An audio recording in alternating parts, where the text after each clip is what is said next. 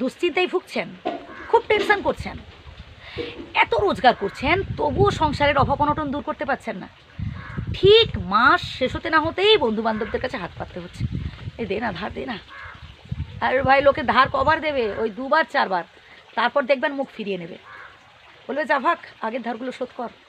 আমরা তো মানুষ, আমাদের আত্মসম্মান বোধটাই বড়। তাই কঠোর পরিশ্রম করুন, সৎ উপায়ে কঠোর পরিশ্রম করে যাতে 2 পয়সা বেশি উপার্জন করা যায় চেষ্টা করুন। আমরা অনেকে আবার পাড়া প্রতিবেশী, আত্মীয় স্বজন, তাদের সাথে তাল মিলিয়ে চলার চেষ্টা করি। ভাই তাদের রোজগার ভালো, তারা সেভাবে খরচা করছে, আমাকে আমার রোজগার বুঝে চলতে হবে।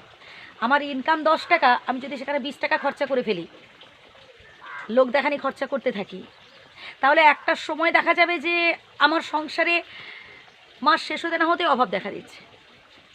আমি যেখানে গরিব, আমি যেখানে মধ্যবিত্ত, আমার যেখানে খাটাখাটনি করলে সংসার চলে, আমাকে পরের দিনের কথাটাও আজ ভেবে রাখতে হবে।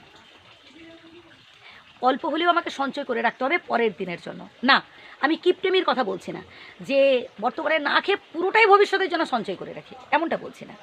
আমি বলছি বন্ধু, অল্প হলেও সঞ্চয় করে রাখুন।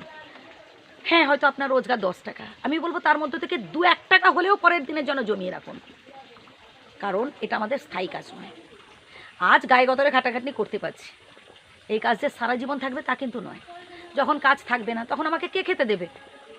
এই পৃথিবীতে কেউ কারণ নয় ভাই। যতদিন আপনি দিতে পারছেন, মানুষের উপকার করতে পারছেন, মন জুগিয়ে চলতে পারছেন, আপনি ভীষণ ভালো। যে আপনি হাতটা গুটিয়ে নেবেন, আপনি হয়ে যাবেন সব থেকে খারাপ মানুষ। তাই নিজেকে স্ট্রং রাখুন। আমার আয় 10 টাকা, আমি সেভাবে খরচা করবো। এতে যদি আত্মীয় স্বজন বন্ধুবান্ধব আমার সাথে না মেশে, দরকার নেই এমন বন্ধুর। যারা অর্থনৈতিক স্ট্যাটাস দেখে আমাদের সাথে বন্ধুত্ব করতে আসে, যাদের কাছে টাকাটাই সব, আমার মনে হয় তারা কোনোদিনও আপনার প্রিয়জন হতে পারে না। আর একটা কথা বলবো, এই যে আপনি খালি তুলনা করছেন অপরের সাথে, কে 10 তলা বিল্ডিং করলো, কে 4 চাকা কিনে ফেললো, কে কত বেশি সুন্দরী, কে কটা সোনার গয়না গড়িয়ে ফেললো, কে কটা দামি দামি শাড়ি কিনে ফেললো। ভাই অপরের সাথে তুলনা না করে না, বরং নিজেকে নিয়ে ভাবুন তো।